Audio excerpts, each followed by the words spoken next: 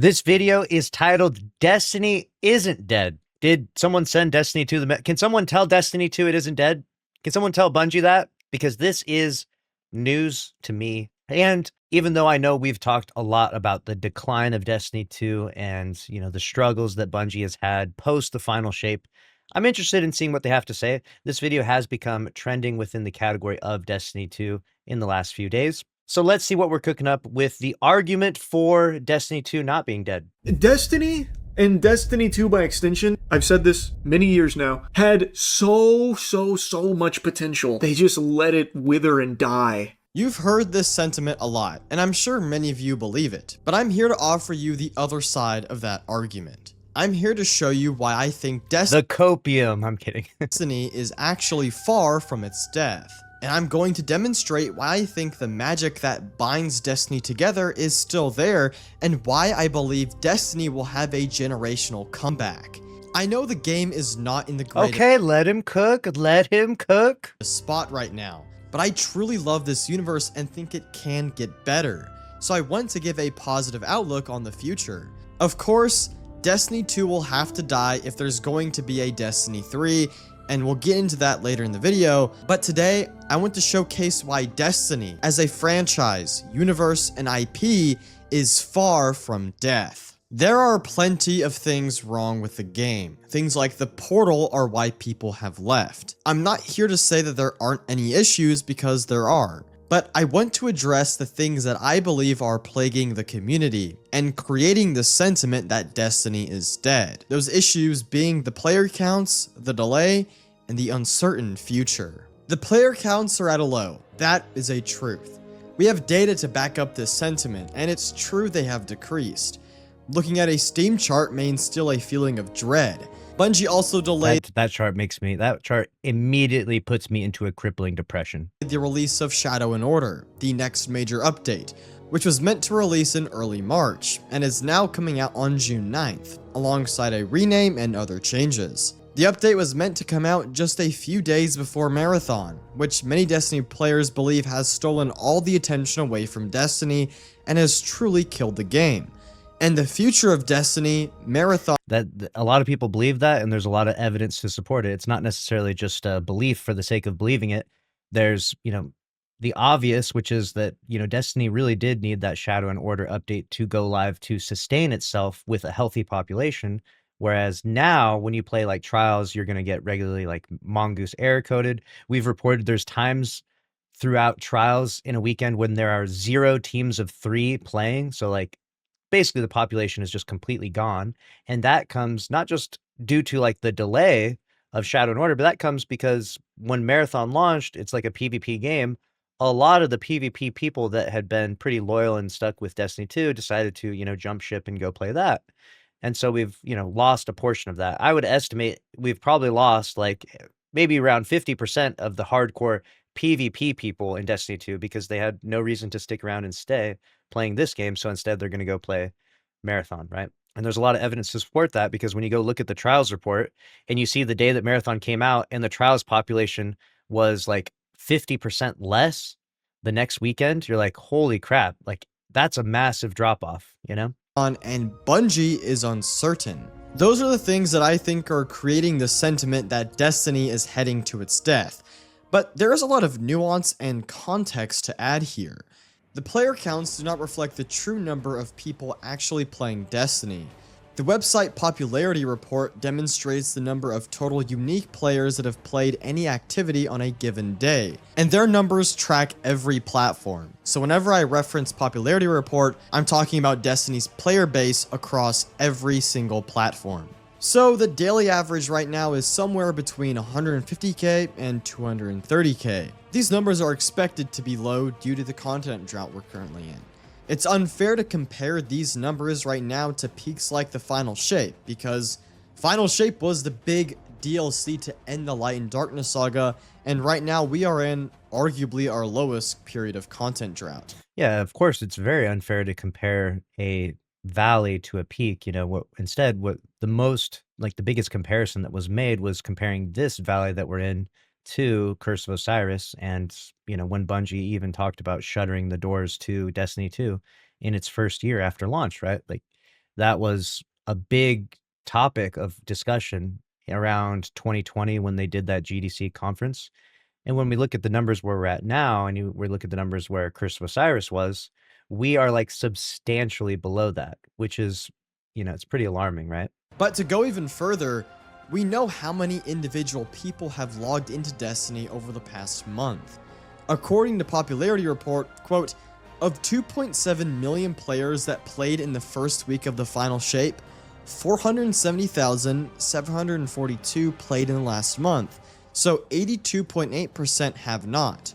For Edge of Fate, 70.8% have not played in the last month. When replying to Rick Kakis about the nature of the 500k number, they said, quote, 500k that also played in the first week of the final shape. There have been 1 million in the last month total, end quote. So that is 1 million different people that have played Destiny at its lowest point when there is nothing to do over the last month, which is around the February to March period. So even before new content in Guardian games. And this does not include... Which, to be fair, if 1 million people did log in the last month and play, that is incredible. And it shows how well Destiny has done in the past. Like, if we would go look at the numbers of how many people log in within a month, in any given month that, where there's crazy numbers, I'm sure it's maybe multiple millions, right? Which is a much more healthy baseline of like to look at, because we want to look at like where the game is profitable, because obviously the game is in the red right now. It should be pretty well understood, at least, that it's in the red, considering everything that's happening, right? And obviously, when you expand the timeline out and you say, oh my gosh, if you look over the course of 30 days, there's 1 million people online. It's like, yeah, I mean, sure, I guess, if you look over the course of 3 months, there's going to be even more. And if you look over, 3 years, there's going to be even more. And that's fine and all, but it's like, you're kind of reframing it in a way where you're looking for the most positive thing. And I get it, like I'm right there with you. Like, I don't want Destiny to die. And I like to see the silver lining in anything. But I think the copium of, 1 million people logged in last month, so game is still doing just fine. A lot of those million people logging in are people that just check on Eververse and then get offline immediately. Like, people will log in, see what's in Eververse, log off. That's about it. There's a good amount of people doing that. There's a good amount of people that log in, launch a match of trials, match a cheater, wait in queue for 10 minutes, and then log off, So a lot of those 1 million people have had a probably pretty bad experience in the last month. It's been a really rough month. If you were to poll those 1 million people in the last 30 days and say, how was your experience playing Destiny 2? Out on a scale from 1 to 10, most of them, I would say it's probably below a 4, right? And so even though you got 1 million people to play a thing, you didn't get 1 million people to enjoy that thing, I think, right? I would imagine most people are probably at a point where like, when you can't find teammates for raids, when all the queue times are crazy long, it's problematic, right? So we can look for the silver lining and look for the positivity, and I appreciate it, but there is context to even that stuff too. People that are logging into orbit, going into the tower, and just checking Eververse and getting off. This number only counts people who have played an activity. Quote, every time you play an activity, Bungie generates a file that contains info about it. The player activity, weapons, lots more. You can download all of these, and that's how I get the player numbers. And then when examining the nature of the 1 million players, they said, quote, of the 1 million players, here's some quantiles. 5% greater than 50 hours, 10% greater than 31 hours, 25% greater than 11 hours. There are definitely lots of people that log in and don't really play a lot. So I think it's interesting to see the play session time and to create a chart of that. Destiny has had a long history of people that when they do log in, they play for, on average, a longer play session time than most other games. I think if we took this comparison and applied it to any other previous time, I wonder how it would hold up. Like, are the numbers and the percentages comparable, or were people grinding and playing a lot more? Let's say like at any stage in time during the year of the Witch Queen, right? I would be fascinated in seeing that, because this being its own bit of data in and of itself, it's hard to like quantify the value of it without having something to compare it to, I think. It sounds really nice. Like, it's not like 25% of the players playing for, was that 11 hours? Like, that sounds great. It sounds like people are actually logging in and playing. Probably around 100 to 200k, which you could consider core player base active right now, end quote. So the hourly playtime is low right now, but that is a given because content is dry given the delay. There's not that much to do right now, so the average amount of time you're going to be playing is lower. However, it's still very impressive that 1 million people have played Destiny 2 in the last month. That's crazy. Destiny is not dead. You can't say Destiny is dead. This is very good news. Destiny is dead. Hate to be that guy, but Destiny is dead. And when I say Destiny is dead, I don't mean it's dead forever. I think it is temporarily dead, but it is in fact dead right now. Like when you get Mongoose error coded regularly when queuing up for trials, or you have like 5+ minute queues for playing playlists, like core playlists, that's bad. When you can't find a raid team, that's really bad. You know, like Destiny, I would say is temporarily dead right now. And it's not fully dead. Like obviously there's more stuff coming out, the June update, right? There's chance for Bungie to revive and to build, but you know, when the graph also keeps going down, right? Like what that indicates to you is that, you know, Bungie, no matter what they're doing, introducing Renegades, Edge of Fate, adding a update to this, a sandbox fix to that, new weapon here, there, new dungeon, right? They're not able to move the needle as much as they used to. They don't, it's outside of their power to skyrocket the player base, right? That I think is probably the most alarming, is watching Bungie do whatever their best work is, right? Like this is their best work post the final shape, and it doesn't excite and energize the larger Destiny 2 fan base to log in and play, right? You don't see the numbers skyrocketing like they used to. And obviously we don't need to get to the numbers as big as the final shape, right? We don't need to get to numbers as big as even Lightfall and the Witch Queen once a year, every year, right? Especially if we're going to do things at a different cadence. But you'd expect there to be a more substantial amount of people playing, and more people still excited for some of those new things coming out, like the raids and dungeons and things of that nature. So it is still trending very much downwards, and Destiny is very, very much in a really bad spot. And I think the biggest indicator of this, and there's many factors, but I think one of the biggest indicators of this is just how quiet Bungie has been for so long. Like there's this roadmap, this like ominous roadmap that has yet to be delivered.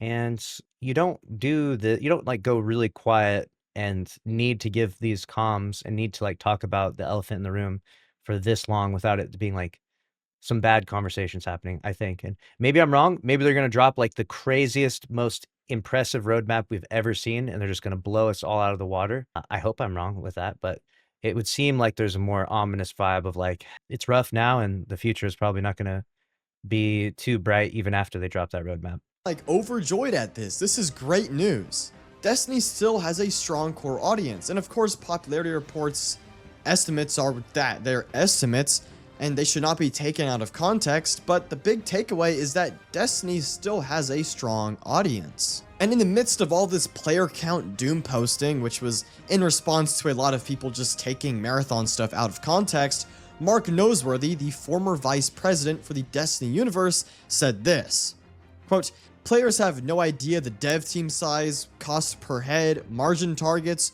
or any other strategic goals the developer or publisher might have, and certainly can't triangulate any of those looking at player counts. So while I can agree it can be argued it's rational for players of a live service to care about the popularity and sustainability of their hobby, the publicly concurrency numbers do not serve that very well.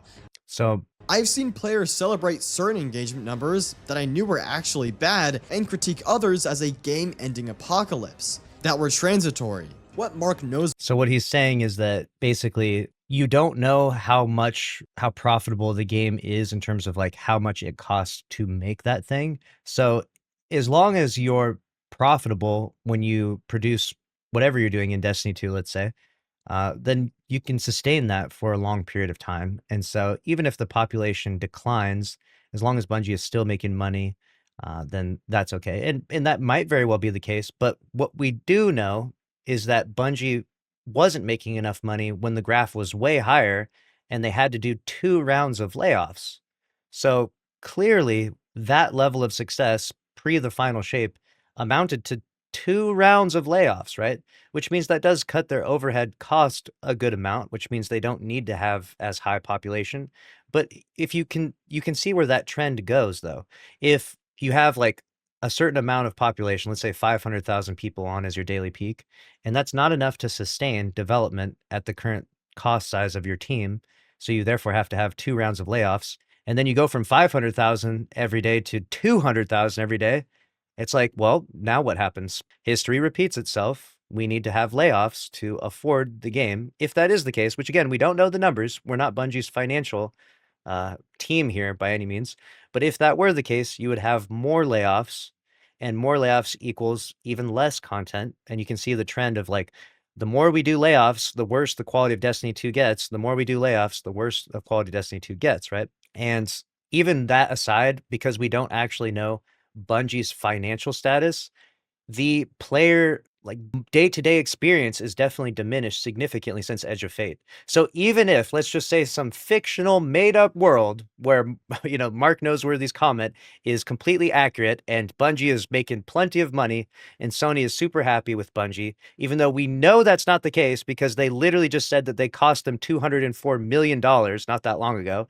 So like, I don't even know why we're in this delusional conversation in the first place, but I know that was mostly about Marathon, but like it's just, even if that was the case, the player's experience post the final shape has been so bad, and we've burned so many bridges, and the general sentiment towards Destiny 2, game dead, game dying, game sucks, we're not playing anymore, right? Like that's like just the general trend of where it's going, right? And that's why the population chart is nosediving accordingly, right? That is the beginning of the death of your game. That is the beginning of like, even if you're making a decent amount of money now, if it keeps going like that, it's going to hit bottom out. Like eventually it zeroes out. You know what I'm saying? And I think that some people are looking at that Mark Noseworthy post and maybe making too much of it. I mean, all he's saying is he's not actually saying that Marathon is profitable. He's not saying Destiny 2 is profitable. He's just saying, you don't know. I mean, sometimes, people celebrate things and maybe it wasn't as profitable then. So like, and other times people say doom and gloom, but actually it did fine. So like, you don't know, guys.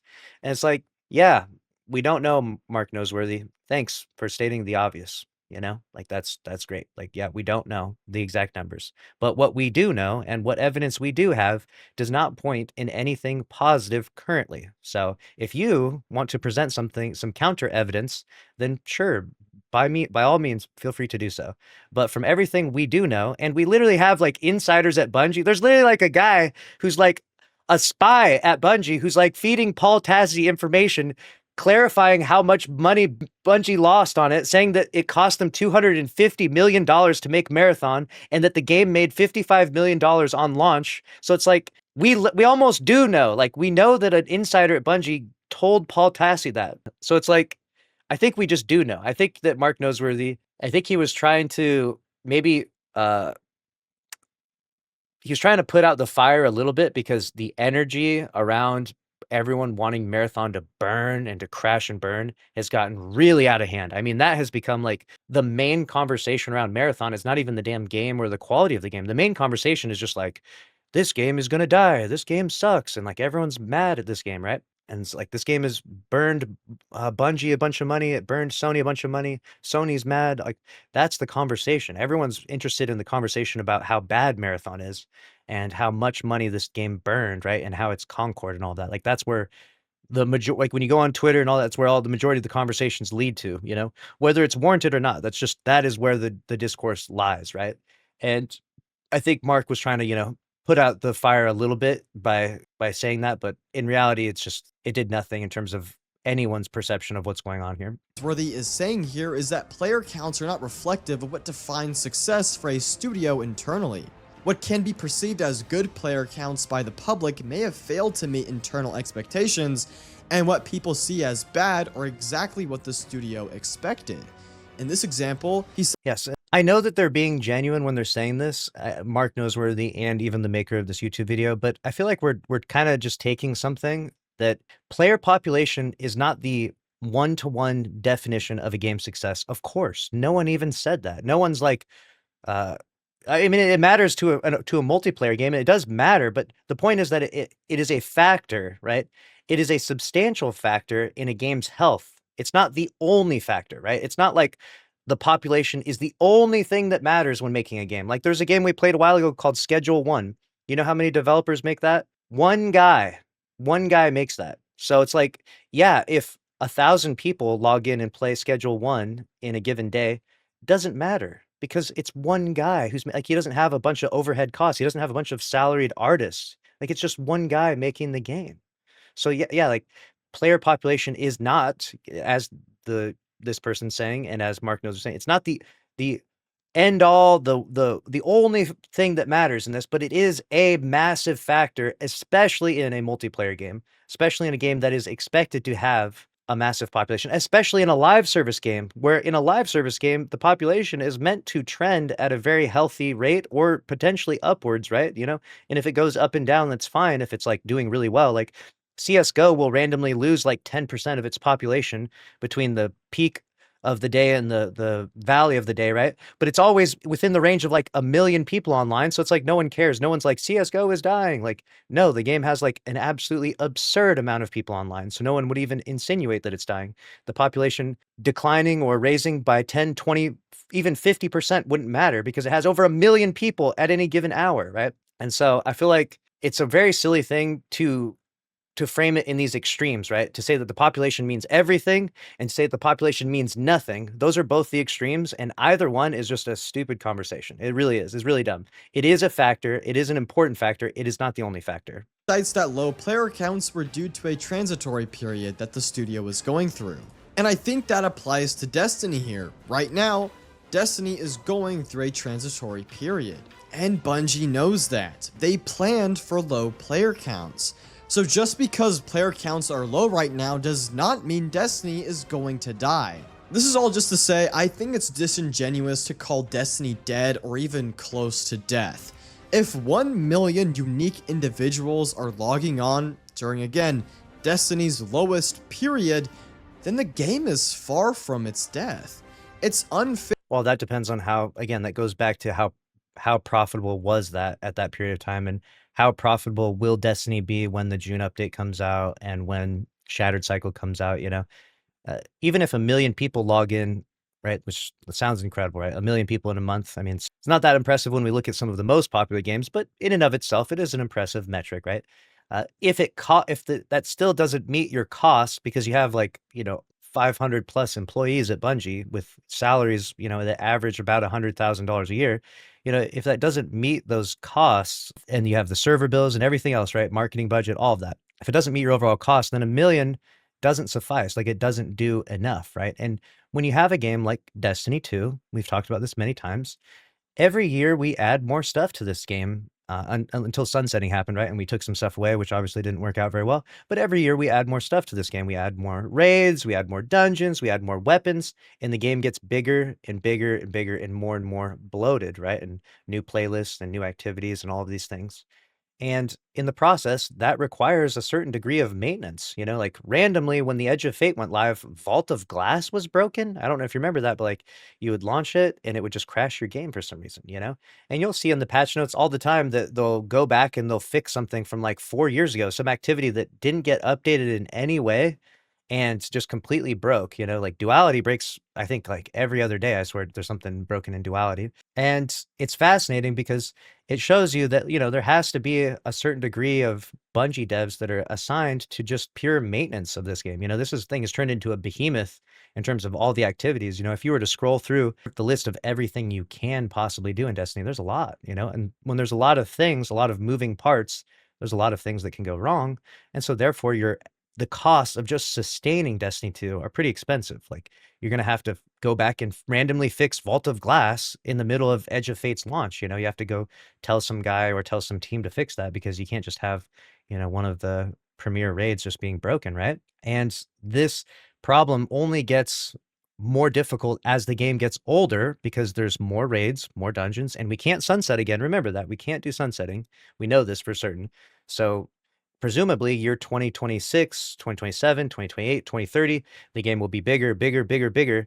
And if the game gets bigger and the population gets smaller, then that means the money that is made is less. I mean, the money that gets made and the population is probably a 1-to-1 ratio. Let's be real here. You know, like, you don't just randomly make more money by having less players, right? The more players you have, the more people are buying things in Destiny 2, buying cosmetics, and buying dungeon keys and annual expansions and all of that, right? And so therefore, as the player base goes down and the cost to run this game goes up and up and up every year, that is it's alarming, right? And that's enough for people to be like, yeah, Destiny 2, for a while, we're like, yeah, it was dying. For like Edge of Fate, we're like, yeah, it's dying. It's dying. And then once Renegades launched and the numbers weren't massively boosted from Renegades, we're like, this thing might be dead, And then they announced the Shadow and Order delay, and we're like, yeah, this thing is dead temporarily, at least. That's where I'm at with it. In my opinion, Destiny 2 is dead temporarily. I think that June will be a small revival. I'm hoping that they can continue to build. I'm optimistic just as they are, as Abaddon is here. I'm optimistic just as they are. I'm really hoping that things do, build up and get back to the days of glory, right? But I feel like I'm optimistic, but I try to be as honest to the situation as possible. And I think that, at least from my perspective, the honest resolution I come to is that Destiny 2 is currently dead. And there's a chance for revival, but it's dead right now, at least temporarily. Fair to say that Destiny is dead. Sure, it may feel like that, but 1 million people playing is not an indication of death. You cannot say that a game is dead unless there is nobody on and the servers are— Well, that's not true. There's technically like one guy that still plays Concord, so technically under that circumstance, then Concord is still alive, right? But I mean, how many people are playing New World, right? Did New World have its last day? Dude, New World. Even right now, there's 700 people playing New World, and I think it's going to shut down any day now, right? Like, what's the last day of New World, So, like, technically, you could say New World's not a dead game, but it is a dead game because they announced that the end of this game. Like, there's still 700 people online, that's cool, Like, people really liked this game. People were really sad when they heard that it died. In fact, when they announced that it died, they announced it around here when the game had 41,000 people online. Think about that. The game had 41,000 people online on Steam, just Steam alone. Obviously, we don't know console charts and all that. And they announced this game, we're ending future production of this game. This game's over. Like the next day, the population dropped off a cliff. Look, it went from here, 41,000 to 9,000, because everyone was like, oh, dude, the game's dead, right? And what's crazy about this is that, 41,000 sounds pretty damn good for Destiny 2 right now. If you were to go look at the Destiny 2 population charts, you'd be like, holy shit, dude. New World died when it had 40,000 people online, and Destiny's got 8,000. Like, goddamn. Are offline. That is what I would consider death.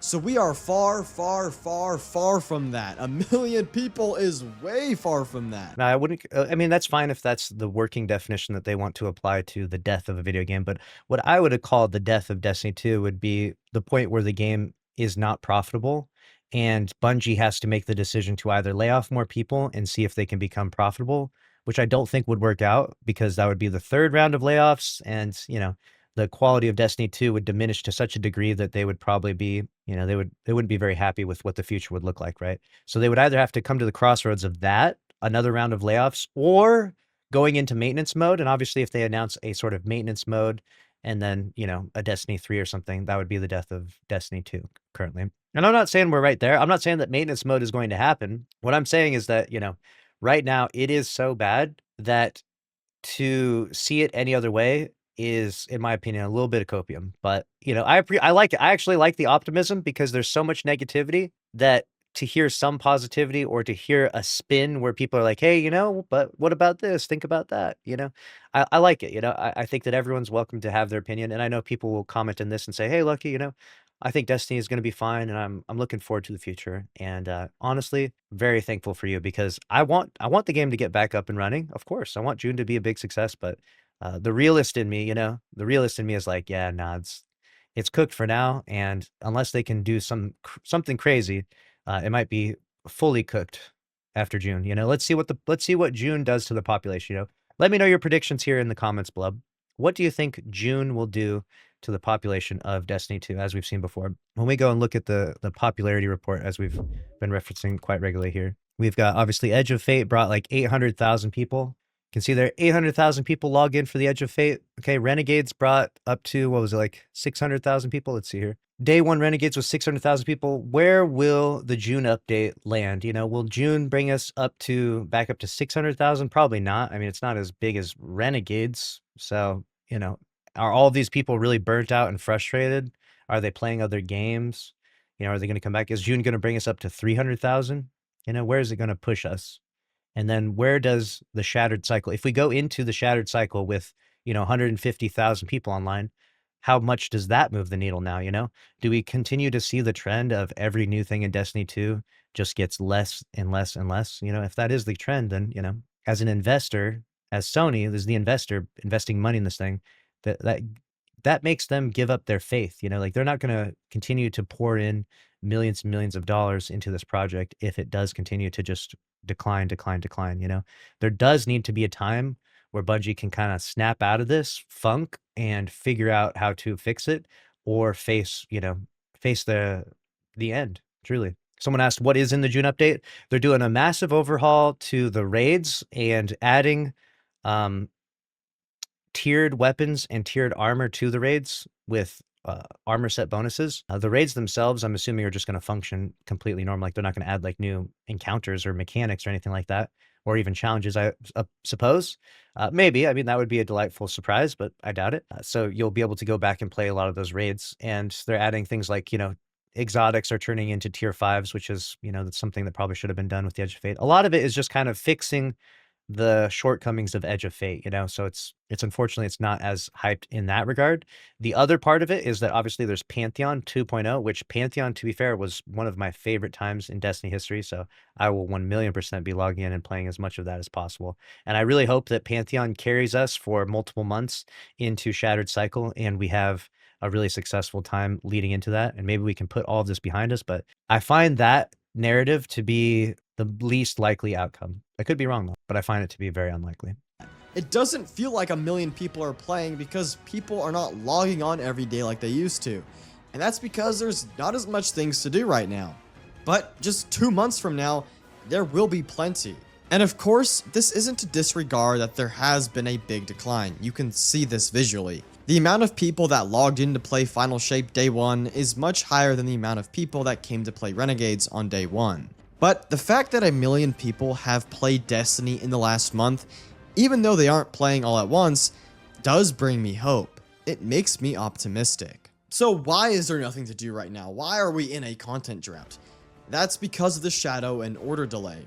Just to recap, on February 18th, Bungie announced that Shadow and Order was delayed to June, which seemingly pushed back Destiny's next expansion, Shattered Cycle, as it was originally meant to release this summer. They also said we would hear more about the future plans for Destiny 2 closer to launch, so we won't be hearing anything major about the game until around May and June. It will also be around this time that we'll hear about the fabled roadmap and state of the game articles that will address the next few years for the franchise, as well as the state of the current game. First of all, I've seen so many hyperbolic and just straight out untrue claims about the nature of this delay and Shattered Cycle's delay. I've seen many people claim that Shattered Cycle has been delayed 6 months, that it might not even come out this year, and that a new raid is just not happening. This is all just untrue and hyperbolic. Shattered Cycle was not delayed 6 months because it was originally going to launch in the June-July timeframe, which is around 4 months from when Shadow and Order was originally going to release. We were going to be waiting at least 3 more months for it regardless. It's likely been pushed to September, so no, that's not a 6-month delay. Going from July to then September is just a 3-month delay. It's going to come out because Bungie's already deep into production with it.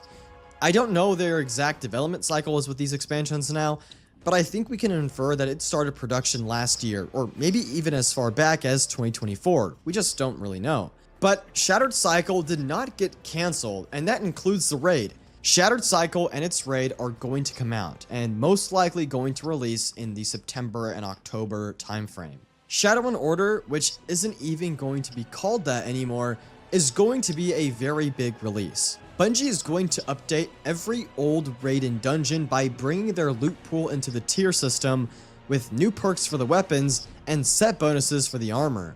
This already is a massive undertaking that I don't think is being recognized enough. Bungie is going to make every old raid and dungeon relevant again. That is 19 activities, 9 raids, 10 dungeons. They're going to update over 100 weapons. They're going to add set bonuses to every armor set. That is 38 set bonuses, as each armor set is going to get a 2-piece set bonus and a 4-piece set bonus. That is already a huge amount of content. And of course, that assumes that all the old raid and dungeons are also going to be brought into the feat system. And on top of that, we are getting Pantheon 2.0. If they're brought into the feed system, that would be insane. I don't know if it's going that far, but that would be really cool. That would actually be huge for replayability. The only issue I have with it is that I don't know that a lot of people are energized or excited to play the old raids. Like, I'll give you an example. Like, we've played a good amount of Vault of Glass. You know what I'm saying? We grinded that thing like crazy in Destiny 1. We grinded it like crazy in Destiny 2 when it came back. I mean, we've gone back to that multiple times, you know? Like, the well has run dry a little bit with the VOG farming, I think. I could be wrong. Maybe y'all really want to get in there and fight the Templar again in the Big 26. But hey, if I am, I'll be there. You know what I'm saying? We'll be grinding for that tier 5 Fatebringer. You know what I'm saying? You know the place to go. But I think that there's going to be some fatigue here. You know what I'm saying? I think we may have, you know, we're selling ice to Eskimos type of energy here. Like, people are like, you know, VOG again. You know what I'm saying? I don't know. We'll see. We'll see what Bungie can do. If it did add the feats, though, that could be really interesting, because that would add a good degree of like agency when you're doing these raids. And I think that will help, especially when you're doing raids with like random people. So I'll give you an example. If you're doing raids with like random people, sometimes it's like really a struggle. So you can like take off the feats and stuff and like make it easier so you can like clear the damn thing.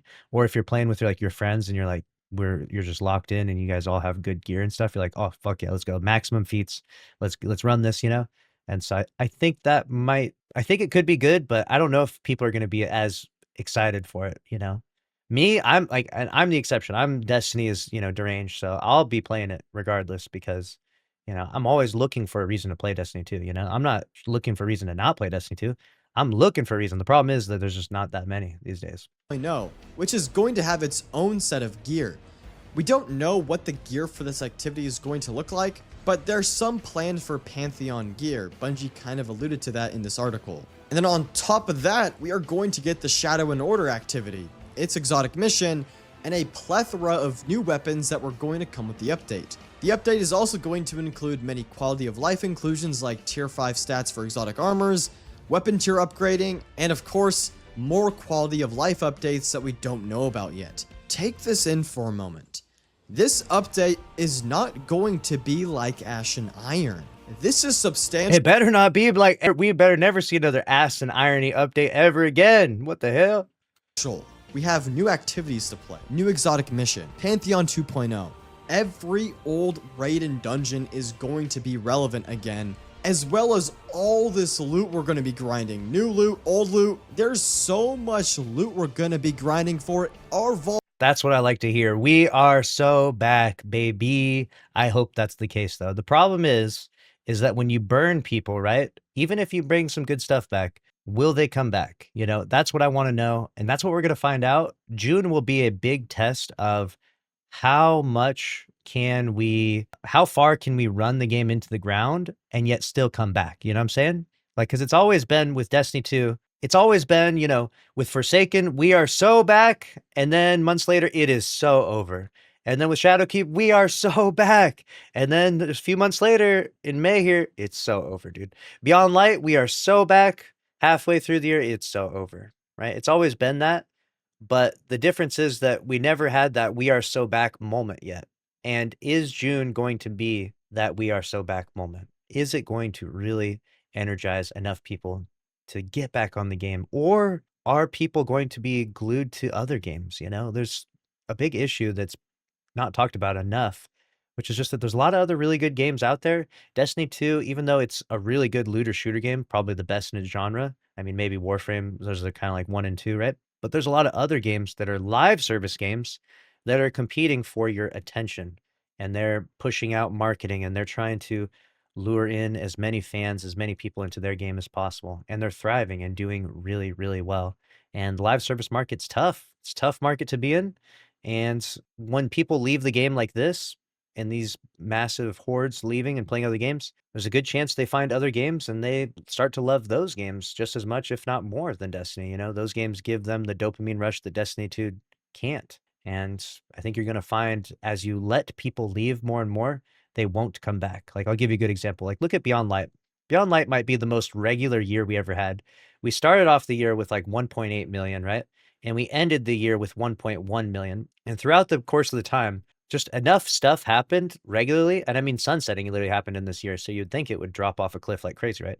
But enough happened regularly throughout the year of Beyond Light that people just stayed back in. Like even the worst day ever in Beyond Light has like almost 800,000 people, you know? The worst day ever, 800,000 people online. That is substantially better than even the launch of Renegades. Think about that. The worst day ever in Beyond Light is 200,000 more people than the very best day ever in Renegades. The worst day ever in Beyond Light was as good as the launch of Edge of Fate, you know? Because we kept people in the game. You know what I'm saying? When you keep people in that system, it's like people, we're all creatures of habit, you know? And if you keep people on your game and keep playing, then they're not going to go, you know, they're not going to get lured by the CSGOs. They're not going to get lured by the Fortnites. They're not going to get lured by the Arc Raiders, those other games. They stay playing this game. But if you let them go, right? You let them go, right? The chances of them coming back, I think, are significantly lower, right? And so I think sustaining the population in live service is an essential goal, right? You can't let everyone leave and then expect them to all come back. Adults are not going to be able to handle it. This summer is going to be pretty awesome. I hope. This is all just to address the short-term concerns. And yes, while the game is not in a great state, and I'm not saying that the game is perfect right now, I think looking at the player counts and the delay with this outlook helps to alleviate some of the stress. I think a lot of the doom and gloom kind of outlook comes from a place of thinking the game is just truly dead. But when you realize 1 million different people have logged on in the past month, that changes how you view things. You go from a place of apathy and acceptance of a supposed death to a place of, wait, maybe there's something worth saving here. And there is a lot worth saving. Destiny is worth saving. Destiny definitely is worth saving. The place where we come from with the doom and gloom, maybe it's social media. We become a lot more negative on social media in general. But a lot of it comes from watching other games die. We've watched Sony shut down a lot of studios. We've seen the collapse of a variety of other live service games. And so we kind of know that like the Grim Reaper is coming for any game that is on the bubble, right? Like we know this for a fact. Any game that is on the bubble right now, the Grim Reaper is knocking on your door saying, you better fucking lock the fuck in or get in the unemployment line, you know? Like that's where it's at for a lot of these live service games. It's where it's at for a lot of these studios right now. And that is not an exaggeration or a mischaracterization of the situation. That is exactly what is happening right now. We are experiencing a bunch of different studios shutting down, and it's a rough time right now in games. So Destiny 2, unfortunately, going through its roughest time ever in its entire lifespan makes us wonder, is Destiny 2 on the bubble? Is it? You know, is that possible? That like you would think it sounds insane considering the game was purchased, Bungie was purchased for $3.6 billion just 4 years ago. Like there's no way, right? Like surely not, right? And then you start to look at the graphs of the games that died, and you start to look at the graphs of where Destiny 2 is at, and you start to compare the sales and the overhead costs and the number of devs and the average salaries, and you start to do the math and you start to think, so shit, we might be on the bubble, you know? And if we're on the bubble at the worst time ever when all these other studios are getting shut down, you can't help but feel like, dude, there's a chance Destiny 2 could get shut down. There's a chance Bungie could get shut down. And it's not unrealistic. It's not necessarily doom posting or being doom and gloom. It's just being realistic to the facts and the situation and realizing that there is clearly a problem, you know? Even if you want to say, oh, it's fine, it'll get fixed, you know, we don't know. We don't know the future. We don't know if it's going to be good or bad. Like no one can predict what's going to happen, right? But you can see the trends of what happened with the other games. So we can't predict the future, but we can look at the past. We can look at the past of Destiny. We can look at the past of the games that failed, the studios that got shut down, what they did wrong, what led them to those places, right? Like we were just looking at New World and a few other games. And when you do the math and when you look at everything for Destiny 2, the large majority of people looking at it are like, yeah, this is not looking good, guys. This is not looking good. This is looking like it is over, you know, but there's a chance, and I think that we're gonna have to at least give Bungie the chance to give us this roadmap and this like state of the game article, because once they've given us that and we kind of see what their energy is like and where they're feeling with their backs against the wall, we'll kind of see what the future of Destiny is like. I'm hoping we get like a renewed amount of energy and like excitement for Destiny. But if the roadmap sucks ass and it feels really flat and it doesn't energize anyone, and the June update drops and, you know, barely anyone even logs on to play Pantheon in the old raids, then we are in a really bad situation, guys. Like we should just at least acknowledge that. There's a lot Bungie needs to do to turn the game around, and I think they can. We got through Curse of Osiris. But the big question is what the future of Destiny is actually going to be. Because right now, it is uncertain. We only know what the next year looks like, and while that might be scary, I'm going to explain why Destiny is not going anywhere. Let's first take a look Oh shit, here we go. at the fabled roadmap. We first heard about this. The roadmap does not exist. Santa Claus, the Tooth Fairy, the Destiny 2 roadmap, leprechauns, they're not real. Roadmap way back in September 2025. Bungie hosted a live stream where they shared plans for Ashen Iron, Renegades, and teased a roadmap that would outline the future. Back then it was called the Road to Renegades roadmap. It was just meant to hype up the Renegades expansion leading up to its release. But on November 13th, 2025, Bungie published a Renegades content calendar article detailing news regarding Renegades, but And he's going to mention the multi-year roadmap, man. also about the roadmap, where they said this, quote, "As we continue to act on your feedback, we're taking additional time to craft our long-term strategy for the future of Destiny before we share a full state of the game and multi-year roadmap next year." Many assumed the roadmap would be revealed in early 2026, but now it looks like it's going to be released sometime in May or June. So by June, it will have been 9 months since we first heard No, about it doesn't exist. It doesn't happen. They're going to backtrack and they're going to be like, guys, it doesn't exist. The roadmap, it's not here. It was all the Mandela effect. We never said that. the roadmap. In the November article, they explained that they were delaying the roadmap so that they could have more time to craft the future of Destiny. I think that line is important to take note of. The longer the roadmap takes to come out, the more people will expect from it. The roadmap cannot just be the release dates for Shattered Cycle, The Alchemist, and the 2 expansions after that, and then calling it a day. That can't be the roadmap. The roadmap has to be more.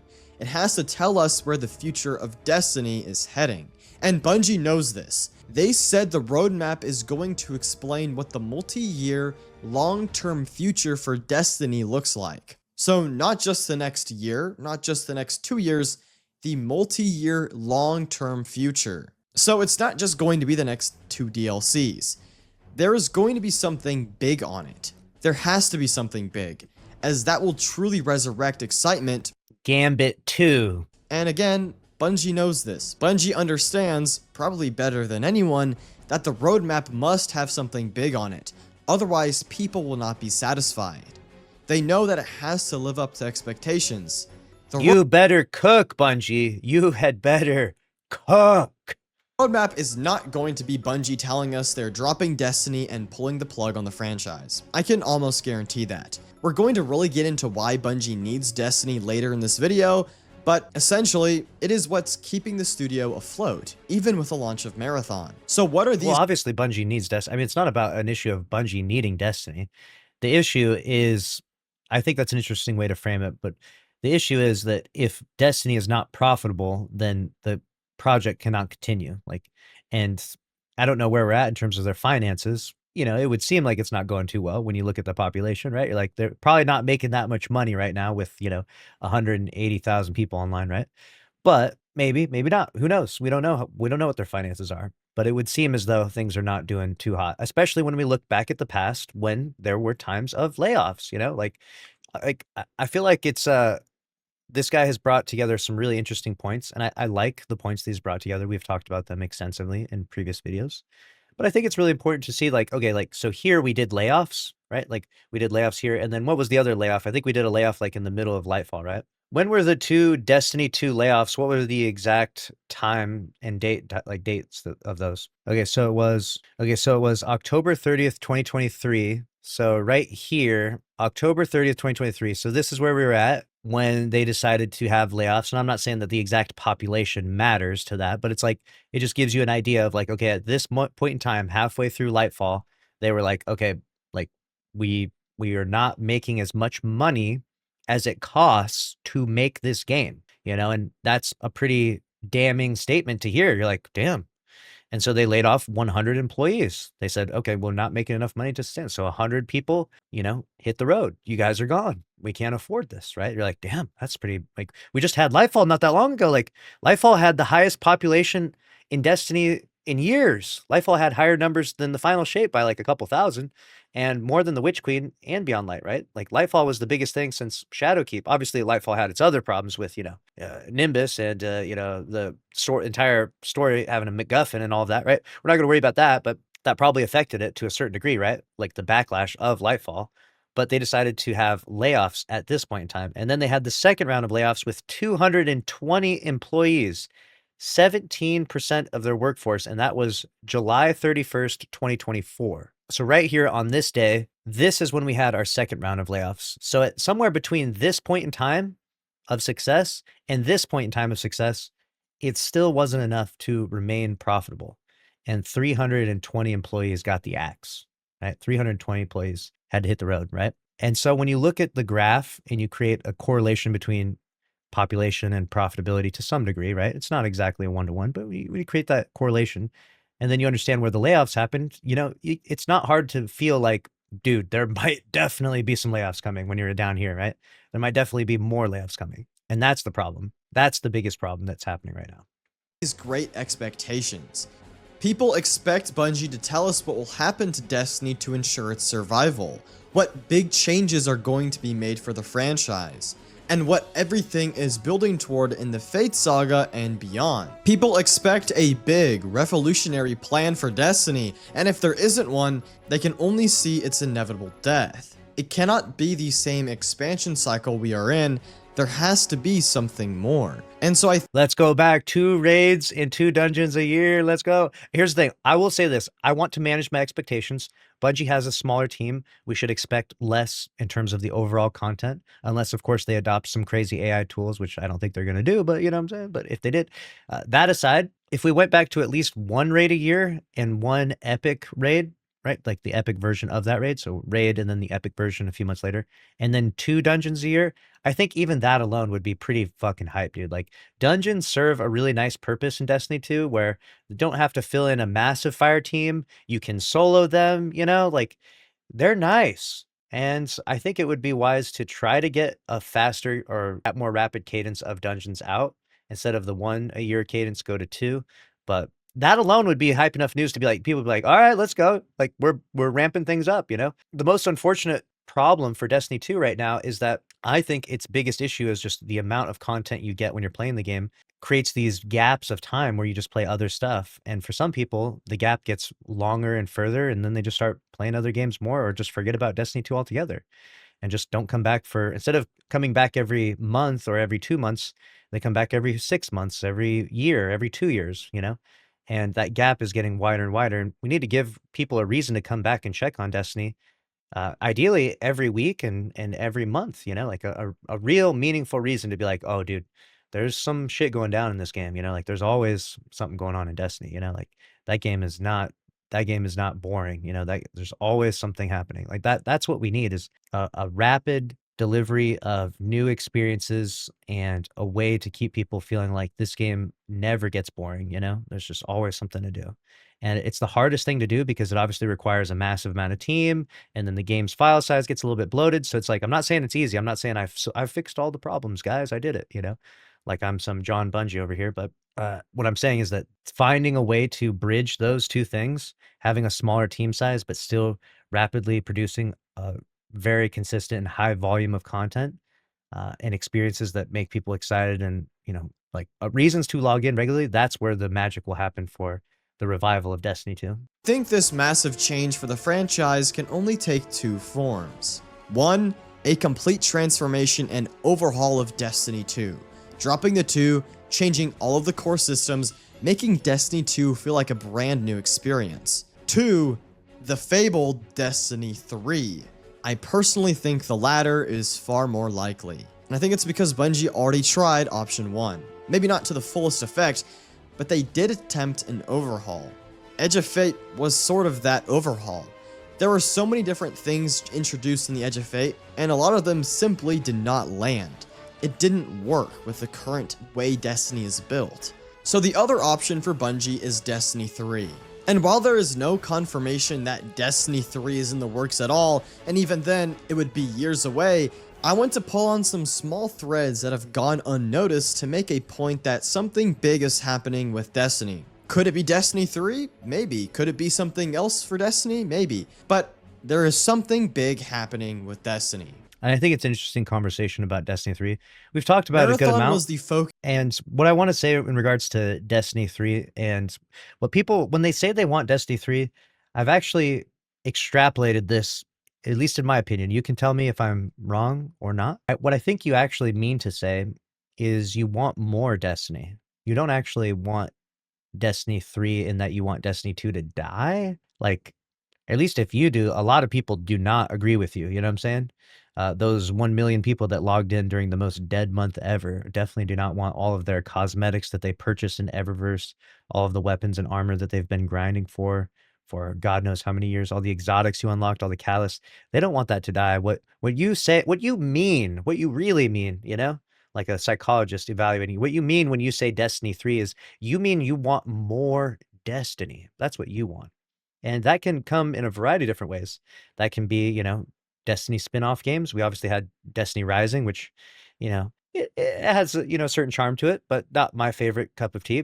You have Destiny Rising, you could have a whole nother Destiny spin-off game in a whole nother universe with even different characters, different enemies, a different timeline. So maybe it's the same characters, Titan Hunter and Warlock, but it's in a different timeline with different abilities. I think a Destiny spin-off game is a much more likely outcome than a Destiny 3 because the idea of ending Destiny 2 after spending 8 years of building this thing it's very problematic. You usually don't spend so long developing something like this, a live service game, to end it. In fact, most of the time with these live service games, the goal is to just keep adding to it more and more. You look at the live service games that have been crushing it for so long, it's like there's no WoW, World of Warcraft 2, and the World of Warcraft players aren't like, man, I just want WoW 2, like they're not even asking for that, and so the Destiny fans asking for Destiny 3 has become almost a phenomenon in some ways, that people that have been playing a live service game asking for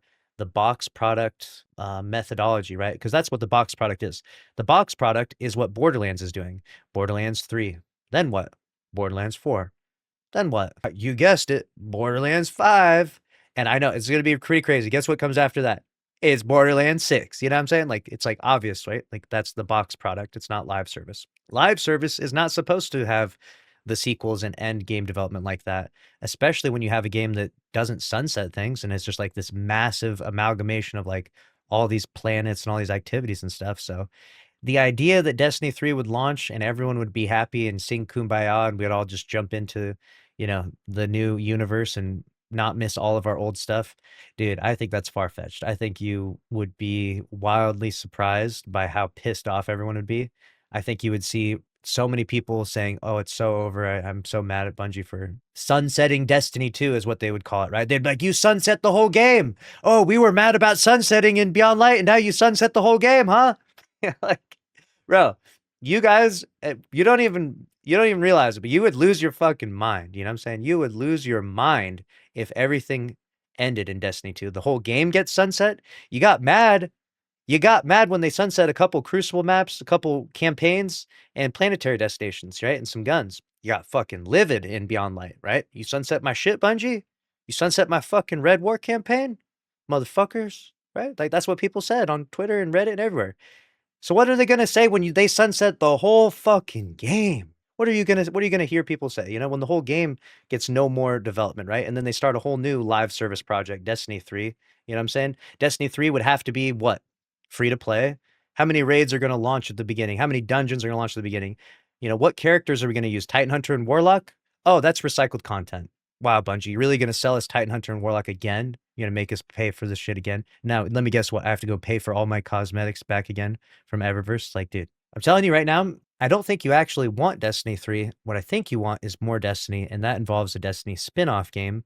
Doesn't involve the end of Destiny 2. And more importantly, what you do want is you want Destiny 2 to be really good and really high quality, because that's what you fell in love with. Here's the thing. No one's asking for Destiny 3 that doesn't play Destiny 2 or didn't play Destiny 2 or Destiny 1, right? Or at least if you do, you're not very genuine in your requests, right? Like, like I'm not asking for World of Warcraft 2 because I don't play World of Warcraft 1. You know what I'm saying? Like like people that are genuinely asking for a Destiny 3 feel like they're missing something, or want an excitement in Destiny again. Like that's what it is. You're like, Destiny 2 isn't giving me the dopamine rush, so make the 3 and then I'll get that dopamine rush again.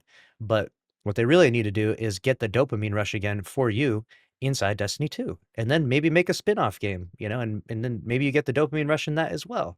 Like you were supposed to, it didn't work out, but you were supposed to play Destiny Rising and be like, this is so dope. And like, this is like Destiny and I love it. And I play on mobile. And some of you are like playing a bunch of Destiny Rising, but not as many as like, as maybe people would have expected. And it's obviously not Bungie's game directly, but that was kind of the idea. Like it was like a light version of a spin-off game. Destiny Rising is like a spin-off light, right? And what we really want, and what I think some people really want, is they want Destiny 2 to be really fucking good, and maybe even a spin-off game too, so that way they can just bounce between the two of them and stay in the universe and really enjoy playing Destiny no matter what month it is throughout the year, no matter what day it is, doesn't matter. Focus for a lot of higher up creatives at Bungie. So many developers who created Halo, then worked on Destiny, went to build Marathon. Countless veterans were on this project.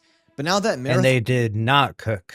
is out, there are whispers that some of the Marathon developers are coming back over to Destiny. A few months back, there was a big rumor that Luke Smith had transitioned back to working on Destiny. This was because Astacross had reported that one of the original designers for Vault of Glass went to work on Marathon and then had returned to working on Destiny. This rumor was erroneous because Luke Smith had left Bungie in 2024, but many believe that it was actually him. Astacross confirmed it was not, and Paul Tassi corroborated his claim, using his insider sources. This designer was actually Dan Miller, and we can confirm this ourselves, as Dan Miller? What? he made the change apparent on his LinkedIn. Dan Miller is a Bungie veteran. He worked on Halo 3, Halo Reach, and then went to work on Destiny 1. Some of his key accolades include designing Vault of Glass, prototyping Sparrow Racing League, prototyping Gambit, the Scourge of the Past raid, Prototyping Gambit? Oh, hell no. No. and so many other contributions to Destiny. In June 2023, Dan Miller went to work on Marathon, specifically the Cryo Archive map. For those who don't know, Cryo Archive is similar to a Destiny. All right, if he cooked Cryo, I give respect to that, dude. I actually give respect to that. Respect. Like, Cryo is a pretty crazy fucking map. Love it or hate it, the structure of the map is kind of insane. Great experience. It is Marathon's endgame map, featuring a boss fight, exclusive loot, and puzzle-like mechanics. Dan Miller worked on its concept, prototype, and implementation from June 2023 to September 2025. Then, in September 2025, he transitioned back to the Destiny team, working on core activity prototypes. This is an experienced staff designer who worked on many Destiny raids and experiences, went to work on Cryo Archive, and is now back to prototyping things on the Destiny team. This is key to remember. After finishing the job on Marathon, So we're replacing all of our energy, all of our aura in Dan Miller, dude. Do not let us down, Dan. Let's go, Dan. he's now back on Destiny, working to prototype the future. This makes me really excited and leaves the door open for more creatives returning to Destiny. Astacross also I think that like the people, there's an interesting thing, like the people that work on it, is it not necessarily as important as what they're working on? Does this make sense? Like the people that are working on, like some of the people that made like the best experiences, right? Like Luke Smith worked on like Vault of Glass, I think. And, you know, he worked on some really epic shit. But then like he also did give the green light to like sunsetting as well then. So you're like, huh? You know, like I'll give you a good example. Like Bungie will make some really incredible stuff. Like there'll be one guy who's like attributed to something in Destiny 2 that you really love and really like. But then also you'll be like under the same umbrella, like we went through, you know, like they'll say that they worked on Lightfall as well. And you're like, bro, you cooked this and Lightfall? Like, how did you fuck this up, bro? Like, what do you mean? It'll be like, there'll be some guy who like made the final shape like Verity, or like the final shape, like the raid boss, like the whole mechanics and everything, like the how sick the arena was. And you'll be like, dude, you made the final shape raid? And then it'll also say under his LinkedIn that he also worked on the portal. And you're like, what the you did what? You did that, and then you did that? What do you mean? Like, you know what I'm saying? Like, sometimes the person doesn't really matter as much as the actual project, like the actual, like where the energy is going towards. Because you could be the best Bungie dev ever. You could be the biggest nerd. Like, you can know all the lore and all the sci-fi and have like all the inner workings of everything, and like you could be super fucking locked in. But if you're locked in on the wrong thing, if you're making Gambit Prime and Gambit 2.0, you know, and fucking the invasion from Renegade and stuff, it's like you're locked in, you're putting all your energy in the wrong shit, you know what I'm saying? And no matter how much energy you put into a shit sandwich, you can butter that bitch up, it's still a shit sandwich at the end of the day, you know what I'm saying? So like, I don't really care that much about Dan Miller or even Luke Smith that much. Like, tell me what they're working on, you know what I'm saying? Give us the, like, this is the thing, you know what I'm saying? Like, this is the new thing. This is the new direction Destiny is going. Like, like actual activity or the vision or the is more important to me than the person, right? In my opinion. Reported that more developers were moving back to Destiny from Marathon, so there could potentially be more developers coming back to Destiny. If Bungie was intending to close the doors on Destiny, they wouldn't be moving higher up creatives back over to the game. To me, this sounds like something big. That's actually a really valid point. If they were intending to wind the game down or put it in maintenance mode, they wouldn't be bringing some of those guys back over. That's actually a pretty valid point. I like that. Is in the works. Arguably the biggest studio change occurred last year, and I think it's gone unnoticed. That being Pete Parsons, Bungie's former CEO, stepped down from his position. The witness himself, Pete Parsons. And Justin Truman replaced him as studio head. This was huge. For those who don't know, Pete Parsons came to Bungie from Microsoft in I'm allowed to roast Pete Parsons. You guys don't know, but the lucky 10p, the P for that stands for Parsons. This whole time, you know what I'm saying? This whole time, my dad is Pete Parsons. That's how I have all this inside information. 2002, acting as a studio manager and executive producer. Over the years, he left the company and then came back to it, eventually becoming the director of marketing, and then CEO in January 2016. On the other hand, Justin Truman was a Bungie developer. He came to the company in 2010, working as an engineering lead for Destiny, building key systems for Destiny 2, and then becoming a production director, Destiny 2 general manager, and then finally, chief development officer. And then in August 2025, Justin Truman became studio head. Dude, he got the downgrade. Dude, he was chief development officer. So he was in the C-suite, and then they said, Sony, Papa Sony is here now, Justin. Papa Sony's here now. You're not in the C-suite anymore. We are the C-suite now. You are the studio lead now. That was interesting. That little subtle shift of calling Pete Parsons the CEO and then Justin Truman not being the CEO, but instead being the studio lead, that didn't get overlooked by anyone, or at least anyone that was really paying attention, because that was seemed like a subtle thing, but it meant a lot more. The studio lead is what he got. The title he got was studio lead instead of the CEO, right? Because I think what is proposed is that Sony isn't taking over that role. Justin Truman has been involved with some controversy in the Destiny community. He's most infamously known for his speech at a GDC presentation where he spoke about the nature of over-delivery in video games, specifically Destiny. Essentially, what he said was that developers should be careful when deciding if they should over-deliver on a release, as it sets expectations for the future, and if you cannot meet those expectations again, it will only disappoint and let down your community. Which is actually really fascinating if you think about over delivery. So what he's saying, we can extrapolate this more. So why would it be over delivery? Why would it be over delivery? Because the cost would be higher than its profitability. So therefore, you know, like you can't sustain that forever, right? So let's say you do 2 raids and 2 dungeons a year, and every year you do that, your profitability margin is very, very slim.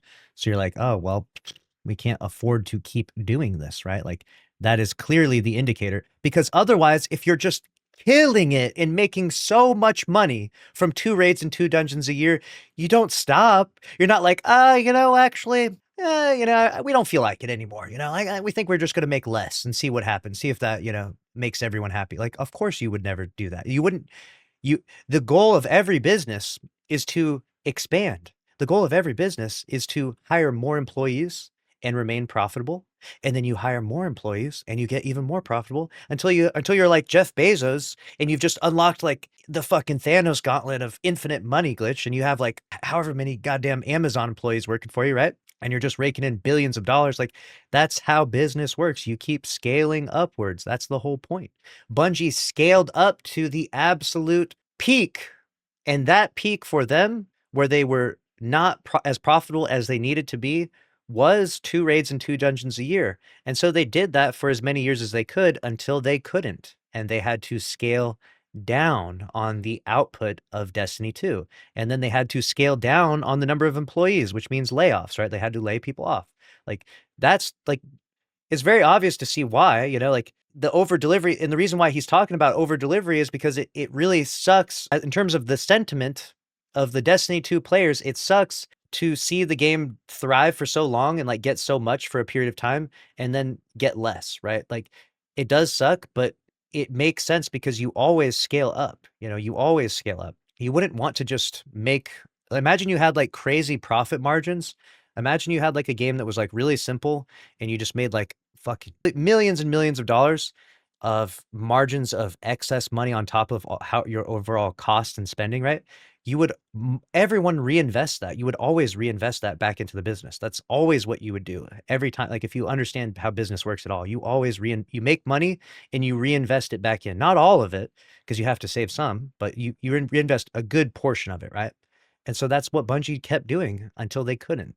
And then they beat themselves up for it because they're like, well, now we have to regress back to 1 raid and 1 dungeon a year. And now our community is sour because they're like, what happened? Why didn't you guys figure it out? Why didn't you guys figure out the budgeting? Why didn't you guys figure out how to optimize your workflow and your cycles that you're doing? Like, why didn't you figure it the fuck out and keep doing 2 raids and 2 dungeons a year? It was working for us, the players. It was working and making a really exciting and really fun cadence of content delivery. And they couldn't figure it out. They had to regress in terms of their amount of content output. And then the game has also regressed accordingly. And it sucks. It does suck, but it's like, that's just what happened. That's the way that they rolled the dice. They weren't able to optimize their cycles in their development efforts, right? Like they just weren't able to make as much money as it cost to make 2 raids and 2 dungeons a year, right? That's what Justin was talking about. There is some wisdom in that sentiment, but it was taken out of context. When Truman took over as studio head, he gave a small message and poked fun at that over-delivery statement. In this message, he also said Bungie was dedicated to supporting Destiny and Marathon. They're not giving up on either game. To further demonstrate Bungie's dedication to Destiny, earlier this year, Paul Tassi reported that the majority of the studio was still working on Destiny. According to Paul Tassi, which we'll assume his sources are correct, 550 people are on Destiny, with 300 on Marathon. That number comes from April 2025, and I can imagine that many were pulled off Destiny to help launch Marathon. And that absolutely, dude. The way Destiny has been, ain't no way there's 550 people working on this shit, dude. Ultimately came back to Destiny. But still, the majority of employees at Bungie are working on Destiny. So the majority of the studio is working on the game. We have higher up creatives coming back to working on Destiny, and big studio changes with Truman taking the reins. So why does it feel like nobody is working on Destiny? Well, because I think Bungie is working on something big for the franchise. I really believe that something big is on the way for Destiny. I don't think they're going to give up on the game and its universe. It would make no sense for Bungie to close the doors on Destiny, their flagship title, and the thing still making them money. Maybe it's not making as much money as it did before, but Destiny is still making money. If every single one of those million people that played Destiny in the last month all bought Renegades, that's a lot of money. It's all about the money to Bungie and Sony at the end of the day. Sony's fiscal year runs from April 1st to March 31st. Some businesses begin counting the earnings for a new year in the spring, like Sony, So for example, Sony's 2024 fiscal year began on April 1st, 2024 and ended on March 31st, 2025. The 2025 fiscal year ended on March 31st, 2026. Bungie's also included in this, so their last year in revenue will include everything in that time frame. Bungie is going to have a very good financial year to report. The 2025 fiscal year is going to include The Edge of Fate, Renegades, and Marathon, all of which cost $40. And of course, the collector's editions, merch, Eververse sales, Marathon cosmetics. But really the big main hitters are Edge of Fate, Renegades, and Marathon. So even though it might seem like everything's over and Bungie's cooked, they are going to report a very good financial year, since for the first time in 10 years, another game will be included in their report. And it's again important to note here that it all really depends on their expectations. I mean, the idea that they're going to have a good fiscal quarter because Marathon obviously made money, like Marathon made like $50 million. I mean, that's one way to frame it. What really matters is what was the projection or the necessary projection for how much Marathon was supposed to make. If it took, which we know, between 200 to 250 million to make Marathon, it making 55 million in its first day is not very good. You know, like that's a loss. That's a big loss. That's, you know, you could estimate it's at least over $100 million loss, right? So that probably is not very good for Bungie in terms of their quarterly, you know, report, you know, like how much did you lose this time? Hey boss, we only lost like 150 million this time. You know, it cost me 204 million last quarter. Yeah, I mean, but this time we only lost you 150 million this time. Can we get the green light for Destiny 3? I don't think so, dude. If Bungie and Sony put insane high expectations on Renegades, Edge of Fate, and Marathon, that they're supposed to make a huge amount of money and of course fell short of that, it's going to be looking like a failure. But Bungie and Sony knew that Edge of Fate and Renegades were not going to match the hype of Final Shape. It's just not how it was ever going to be.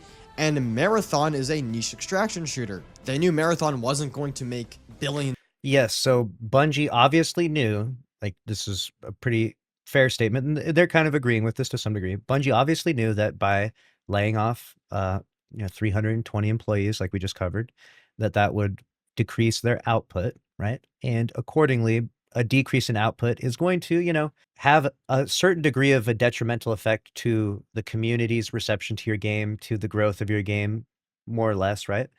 They didn't quite estimate, no one could ever estimate the future, right? But I don't think they estimated it to get this bad, though. I think that we've seen things get rough in Destiny, and we kind of feel like, oh, Destiny is dying or Destiny is struggling, but it always makes it through. You know, Destiny is like the undead game that never truly dies, right? Like that's kind of the sentiment towards it. But I do think that how far we have fallen is surprising even to Bungie, and I don't think that they would have estimated it to be this bad. And even if they did, it's still terrible for the overall PR of your game. You know, when your game is becoming borderline unplayable, like you can't play like Trials half the time, right? And you're struggling to play some of these other playlists because the queue times are really long.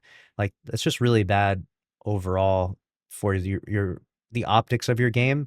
When everyone's talking about the game dying, it's also not good. It also will have, you know, ripple effects, right? Where people will choose to probably spend less money in Destiny 2 because they're going to be like, I don't know, like if I buy this cosmetic, it looks really good, but like, am I going to be able to use it a year from now? You know, like what the hell? Like how much longer does this game go for? You know, so the roadmap and Bungie's vision with the state of the game article, it really is going to be a generational article. Like this is going to be something that is going to truly pave the way for Destiny 2. And I hope it is as big as we need it to be. I'm trying to manage my expectations with it because I understand, you know, people are throwing out Destiny 3 here, which is like, you know, dude, like that's crazy, right? To even reference that in the article, right? People are throwing out, you know, oh, let's go back to 2 raids and 2 dungeons a year. It's like we have less devs on the team. Like, how are we going to go back to the output where we had more people with less people? Like, doesn't make, like, you know, that doesn't make sense. You know, like we can't do that. You know, we got to try to manage our expectations with the state of the game article and with the roadmap in a way that's actually like reasonable, but also be genuinely excited if there's something that's like to be excited about, you know? And I really hope that Bungie can find that magic piece that's going to make people go, we are so back. That's all it has to be. Is the majority of people reading it have to have the energy and the aura afterwards of being like, yep, we are so back, dude. I'm excited to see what happens in Shattered Cycle. I'm excited to see what happens in The Alchemist and whatever comes after that, right? Of dollars because of the nature of the game. It's a hardcore niche extraction shooter. However, the real question for Bungie is what the next financial year looks like. Marathon is not going to operate on a yearly DLC basis like Destiny. It's a $40 game up front, with then free seasonal updates with a battle pass system that costs $10, but the battle pass only offers cosmetics. It's not like an old Destiny season where buying the season pass would also get you content and activity, exotic missions, stuff like that. Destiny is still going to offer two $40 releases a year. Destiny is going to keep Bungie alive for this reason. It's why it makes absolutely no sense for Bungie to give up on Destiny and focus all efforts on Marathon. For one, Marathon is a niche extraction shooter made... Yeah, the idea that Bungie would give up on Destiny and just work on Marathon, that was a conversation that we had before Marathon came out based on how successful is Marathon going to be. And if Marathon was the next Fortnite, we might see that narrative come to fruition. Probably not even still, but we might see that where Bungie really wants to focus on its next big thing and like develop this game for 10 years. But Marathon, obviously, now that it's been out, we know that this is not the next Fortnite. We know this is not even close to the next Fortnite. If anything, this is the next Anthem. For the most hardcore players. Bungie knew this when they were making it. They didn't want to make it a casual experience. They were making it for a certain audience. If Bungie was expecting to make a massive amount of money, they wouldn't have developed a game for the most hardcore players. And so I think to Bungie and Sony, Marathon is a success because they set their expectations accordingly. Maybe right now it's not hitting the metrics that are being estimated for the game, but those might not be what Bungie and Sony define as a success. Yeah, metrics, dude. Money shmoney. That's what my favorite NPC in Destiny 2 says. Money shmoney, dude. Who even cares about any of that? You know what I'm saying? It's all about the friends we make all along. Remember that. I think their plan was to invest in a long-term player base. Their strategy was to cultivate a smaller but very strong fan base that plays the game for years to come, not to make all of their money immediately. But a dedicated fan base is going to buy your battle pass, cosmetic skins and weapon skins, t-shirts, plushies, collector's items. Marathon has a dedicated fan base much like Destiny. And you can see with the massive amount of fan art, cosplay, creators that are making art and content for the game, there are just so many people that are invested in the world of Marathon, and that's going to last. I think there were a lot of people, and the reason why there are a lot of people when a new game comes out is because of the upside of it like blowing up and doing so well. So like everyone saw what happened with like Fortnite and Ninja. Like Ninja was a pretty well-known streamer that averaged, a few thousand viewers. He did okay. Like he was definitely making good money on streaming and making content. And then Fortnite came out and then he became like a millionaire, right? And so like he jumped into that game really fast. So, like people kind of see a new game coming out and they have their eye on it and they're like, hey, if this thing does blow up, right?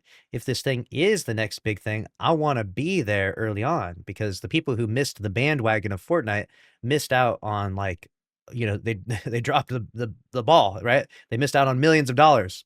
And so a lot of people will, be involved in the hype and the energy of a new game launch, regardless of a lot of new games, especially when it's a game made by Bungie that's done so well in the past, that's had, two extremely prestigious titles with Destiny and Halo, right? And so, of course, a lot of people were geared up and ramped up with cosplays and everything.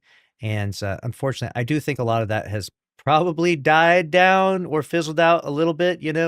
Like the most I see in regards to Marathon is just people arguing on Twitter. I genuinely think that more people log in to argue about Marathon on Twitter than people that actually log into the game to play Marathon every day. Like I'm genuinely like, every time I open up Twitter, it's some crazy post, hundreds of likes, thousands of likes, talking shit about Marathon, pulling up the graph. Someone quote tweets them, they make fun of them, call them like a virgin or something.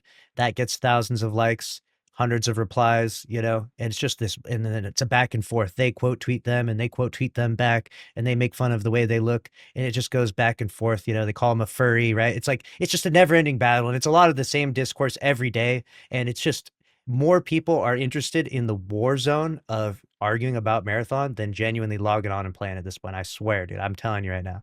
Like it's become a phenomenon in and of itself, the conversation around the game.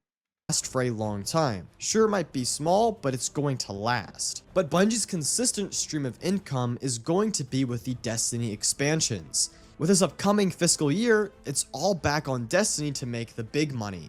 There won't be a $40 Marathon release like this past year. It'll just be 2 Destiny expansions, Shattered Cycle and The Alchemist. Marathon is a great game for who it was made for. I think it will ultimately be a success for Bungie in the long term, and I really think it is a success right now. But Everyone's entitled to their own opinion. Everyone's entitled to their own opinion, but I think that when you see the metrics of like the game cost 250 million to make, made 50 million, I think it's hard to be like, this is an absolute success. W's in the chat, boys. We are so like, this is it, dude. This is where Bungie on top, I think that's pretty hashtag marathon takeover. I think that's, I don't know how to describe that, but I don't know if that's accurate to the situation, in my opinion. given its nature as an extraction shooter, it will not be a money-making machine that will keep Bungie alive, that could replace Destiny. Marathon is one stream of income, but it will not be the only stream of income. Bungie is also attempting to be a multi-game studio. That's what all of those incubation projects were trying to accomplish. So closing Destiny for Marathon would be a regression. All of this is just to say that Destiny and Marathon are 2 streams of income for Bungie, with Destiny being the game that keeps them stable, and Marathon their attempt at a new pillar. We'll just have to wait and see how Marathon does in the long term, but I have hope for it. All this points to Bungie keeping Destiny around for the long term. Even though it seems bleak right now, Bungie is best when they are quiet, with their backs up against a wall. The last few years have taught me that Bungie is going to release some pretty great Destiny content these next few months. And this period we're in my opinion, is not even the worst, at least for me. I think the worst period was during the final shape delay. October 2023 was the absolute worst for me because The final shape delay, we played Into the Light, dude. It was awesome. What? the layoffs had hit the studio. The final shape was delayed from February 2024 to June 2024, and we had no idea what was going on with Marathon. We didn't even know if Marathon was going to come out. So back then, the future, at least to me, felt a lot more bleak because of these layoffs, the delay, and uncertainty regarding Marathon. That to me is when I felt like Bungie might be shutting its doors. But now, Marathon... I mean, dude, that honestly, if it felt bleak then, maybe I just have a different perspective, but it be like 10 times more bleak now. After we've seen Marathon launch and not do extremely well or not do anywhere near the metrics that they were hoping, like I cannot feel like if you thought it was bad then, like it was rainbow and sunshine back then compared to where we're at now, dude. The whole fucking house is on fire at this stage. Like, god damn. has released, and it wasn't dead on arrival like so many were hoping for. The real terrifying situation was the period before launch. Because if Marathon was a failure, then we'd have to question the future of Bungie as a whole.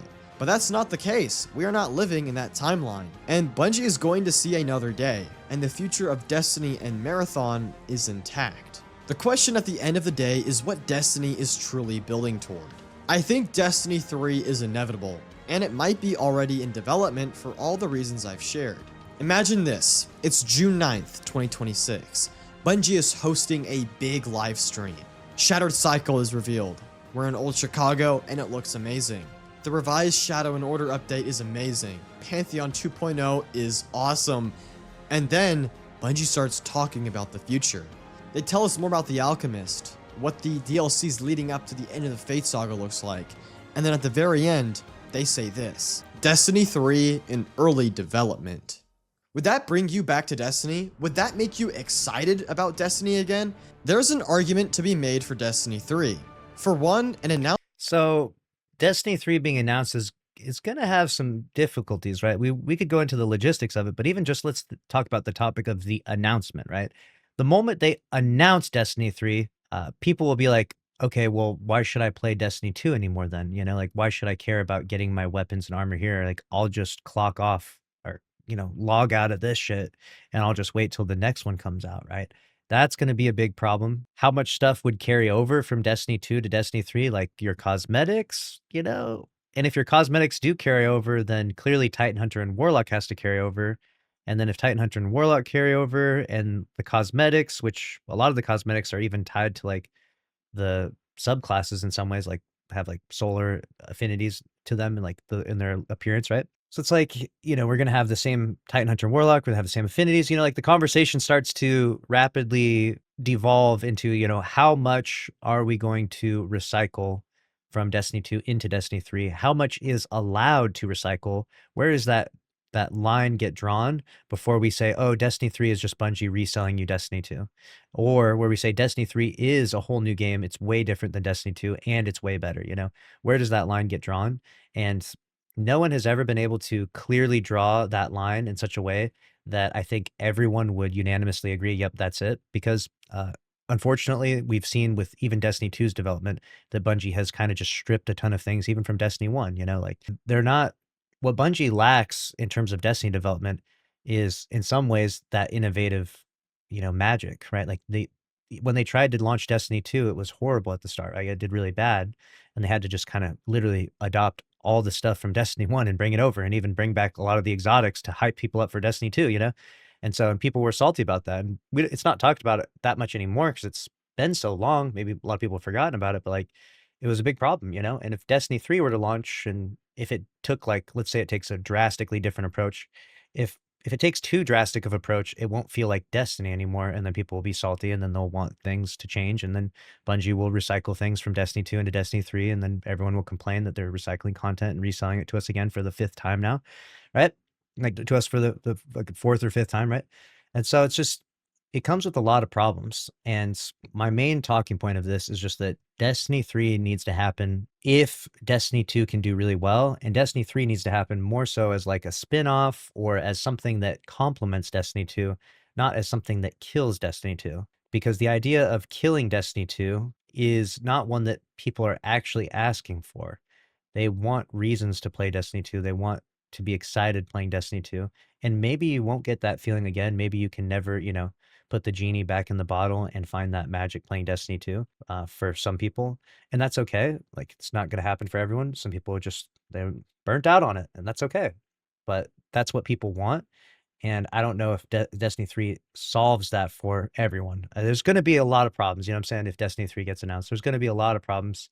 And I don't know how Bungie would be able to navigate those waters. Not to mention we have a much smaller team now. So it's like, we're really going to develop the 3rd iteration of this game with a smaller team than before. Like, I don't know, guys. Like, this seems like we're almost like giving Bungie, when Bungie asks us to like manage our expectations, right?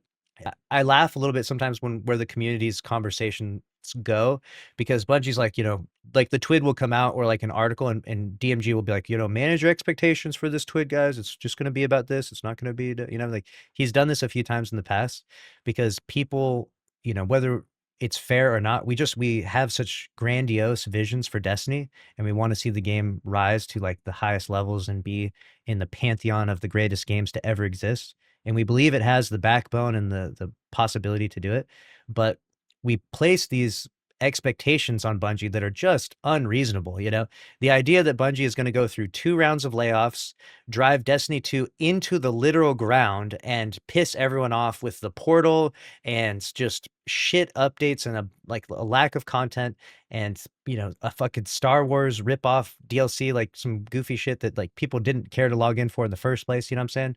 Like, and then they're going to go from that to cooking up the most incredible sequel of Destiny 3 with a smaller team. It's like, dude, we are asking like we might as well just ask for Destiny 3 and Destiny 4 at the same time. We're like, yeah, we want Destiny 3 and Destiny 4. We're not going to be happy unless we get both. It's like we might as well just like, and then ask for like $1 billion paid to us, and then ask for Pete Parsons to come back and run for president or something. Like we might as well just, if we're gonna be so crazy in our what we ask of Bungie, we might as well just go all the way to the most extreme, ridiculous version. And sometimes because like the idea that Destiny 2 would be in its worst place ever with the smallest development team it's seen in its entire life cycle, and then they're just going to suddenly make Destiny 3 and it's going to work out.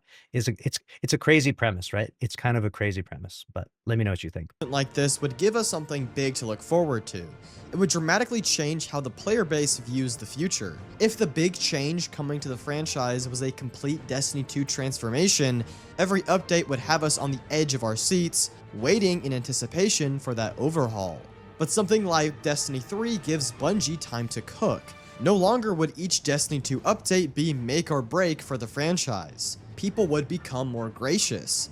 And of course, Destiny 3 would allow for an influx of new and returning players and would reignite the current player base. Destiny 3 would also be designed to last for decades. Destiny 2 was only meant to last 3 years, but now it's gone on for almost a decade. Coming from a narrative aspect, I think a storyline involving new planets, alien races, and a big story with the Winnower could Let's go to Tora Bottle. Come on. only happen in a Destiny 3. And of course, Destiny 2 would have to end in order for Destiny 3 to be developed. You need some time for every developer working on Destiny to focus all their efforts on Destiny 3. But I can see a future where we get the last few expansions for the Fate Saga, maybe a year of downtime, and then we get Destiny 3. But Destiny, as an IP, is far from death. Destiny fans want a new, innovative experience, but something that is still Destiny within a skeleton, the classic Bungie FPS. Now, of course, everything I've said is just speculation. I don't have any insider information or any forbidden knowledge or anything like that. There's no The forbidden knowledge. official Bungie confirmation on anything I've just said, so please take it with a grain of salt. But I think, to me at least, it feels a lot better to speculate and theorize on what a positive, optimistic future could look like, rather than just sit and sulk in negativity and give up, because I don't want to give up on Destiny. Ultimately, whether the future of Destiny is with a Destiny 3 or a revitalized Destiny 2, I just think Destiny as a universe and as a franchise is too special to give up. There is so much left on the table, so many worlds left to explore, characters to meet, and enemies to face. For the past 12 years, we have spent all of our time in Destiny in the solar system, a small, tiny fraction of this massive and expansive universe we've heard about in lore. Imagine what else we could find. Imagine the stories left to tell. To me, Destiny is far from over. So to both Bungie and you, the player, please, do not give up on Destiny and this world. The only way Destiny truly dies is if you give up on it. Apathy will destroy the game. Take time away, play something else, but do not give up on what Destiny can be just because it's not where it should be right now. Destiny's potential is too great for it to be wasted, and I have hope in the future. Thank you for watching this video, and thank you channel members for your continued support. All right, so there it is. That was Destiny Isn't Dead. That's from Abaddon. Honestly, a great video. I always encourage people to express their opinions and create whatever sort of discourse they like. Obviously, I disagree with some of their opinions, but I do so respectfully. We're not here to bash anyone or make fun of anyone or anything like that. And truly, I don't think there was anything in this video that could really be made fun of. They were just trying to focus on more of the positive aspects about where the future of Destiny might go in terms of this is, it's bad right now, but hey, things, could be better. Maybe it's just this transitionary stage as we get things geared up, right? And while that might be the case, and I would like for that to be the case because I want Destiny 2 to keep going, you can't help but feel like, with the context of some of the other things that weren't mentioned in this video, that, there are some other factors going on here that are unfortunately a bit alarming. But I will say this, that I reserve my full judgment of the future of Destiny until we hear and see that roadmap and that state of the game article, because truly, Bungie, they have the money. They clearly, Sony owns them, right? And they clearly have the ability to invest heavily in this project, invest in the studio, or even have an entirely new studio take over. Like, there's the project of Destiny isn't exclusive to Bungie alone. Like, Sony owns the IP. They could hire new people to work on it. They could literally sell it to another studio. There's lots of things that happen for the franchise of Destiny 2. It doesn't have to be made by Bungie. It probably would do better being made by Bungie, maybe. I mean, in the last year, it kind of feels not that way, but for the most part, it's been their passion project for so long that usually the studio that, kind of brought the game from ground zero to where it's at tends to be the studio that does better developing it. But, there's always room for others to work on it and try to take a crack at it. And we'll see. We'll see what happens. I do think we're probably far away from the full death of Destiny 2, but the way these types of situations work, as far as I know, as far as I understand in terms of like business, is that, when your game has so many years of being so profitable, you have a relatively optimistic approach that you can get back there. But if the game loses so much money for such a period of time, eventually you have to call it quits. And I don't think we've been losing for so long now that it's time for Bungie to call it quits or that Sony would call it quits on Destiny 2. But it has been losing for longer than it's ever been losing for, right? Like it lost before with like, we referenced Curse of Osiris, and we've seen, layoffs before with like Lightfall, right? So it has lost before. It's made bad decisions. I mean, they decided to make, Gambit Prime, which obviously they went back on that, right? And so I think everyone would agree was probably a bad decision in terms of developmental effort. And even Lightfall is probably a regret in a lot of ways. Sunsetting is a regret. There's various different regrets. Portal is a regret. There's plenty of regrets that Bungie has. But there is a possibility that they are able to figure it out with this roadmap, with the state of the game. And even though we've made plenty of news videos here and people think I'm, the negative Andy over here, always reporting everything negative, I try to give things as unbiased as possible and try to show both sides of it.